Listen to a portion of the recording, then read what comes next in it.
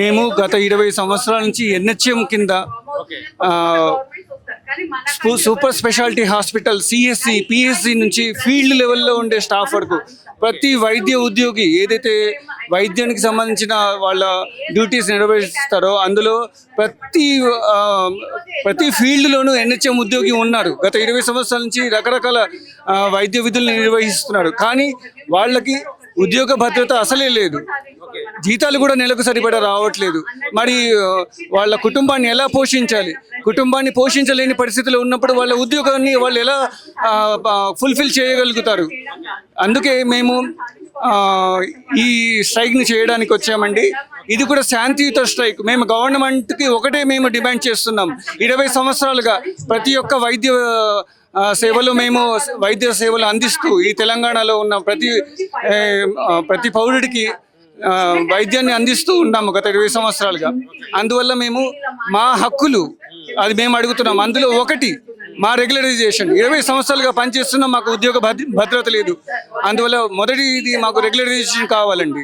దానికోసమే అది ఉద్యోగం యొక్క రెగ్యులరైజేషన్ కోసం గవర్నమెంట్ని విన్నవించుకోవడం కోసం, మా సమస్యలు చెప్పుకోవడానికి కోసం ఈరోజు ఇక్కడ ఇందిరా పార్క్లో ధర్నా చేయడం జరిగింది. సో మేము ఈ ధర్నా ద్వారా, శాంతియుతమైన ధర్నా ద్వారా గవర్నమెంట్కి విన్నవించుకునేది ఏంటంటే మా యొక్క సమస్యలు పరిష్కరించి 20 సంవత్సరాలుగా ఇంత కష్టపడి పనిచేస్తున్న వైద్య ఉద్యోగులకి, తెలంగాణలో పనిచేస్తున్న ఎన్హెచ్ఎం వైద్య ఉద్యోగుల్ని రెగ్యులరైజేషన్ చేయాలని కోరుకుంటున్నాం.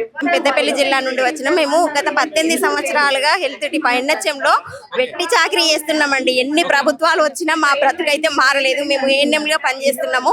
ఎగ్జామ్స్ పెట్టిండ్రు, మెరిట్ లిస్ట్ ఇస్తామన్నారు, ఇస్తలేరు. మాతోని వెట్టి చాకరీ అంటే రెగ్యులర్ వాళ్ళకున్న వేతనము లక్షలలో ఉంటది, మాకుండేది వేలల్లో. మేము అడిగేది సమాన పనికి సమాన వేతనము, తర్వాత రెగ్యులరైజ్ చేయడము. వాళ్ళు అన్నట్టుగా షరతులకు ఒప్పుకునే ఎగ్జామ్స్ రాసినాము. కనీసం ఆ ఎగ్జామ్స్ రాసిన వాళ్ళ పెట్టిన అర్హతలను బట్టి కూడా మమ్మల్ని ఇంతవరకు రెగ్యులరైజ్ చేస్తలేరు. 3 సంవత్సరాలు అవుతుందండి పరీక్షలు నిర్వహించి, మాకు రిజల్ట్ అవుట్ చేస్తలేరు. మమ్మల్ని ఇంకా రెగ్యులరైజ్ చేస్తలేరు, కాలయాపన చేస్తున్నారు.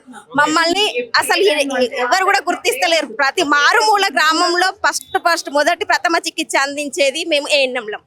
అటువంటి మమ్మల్ని గుర్తించి మమ్మల్ని ఇకనైనా రెగ్యులరైజ్ చేయాలనే మేము ఈ ప్రభుత్వాన్ని వేడుకుంటున్నామండి.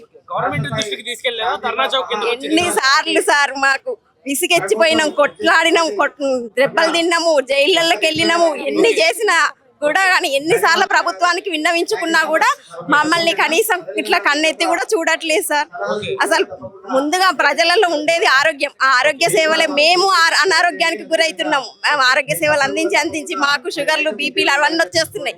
కనీసం మాకు ఎటువంటి సిక్ లీవ్స్ లేవు, మాకు ప్రసూతి సెలవులు లేవు.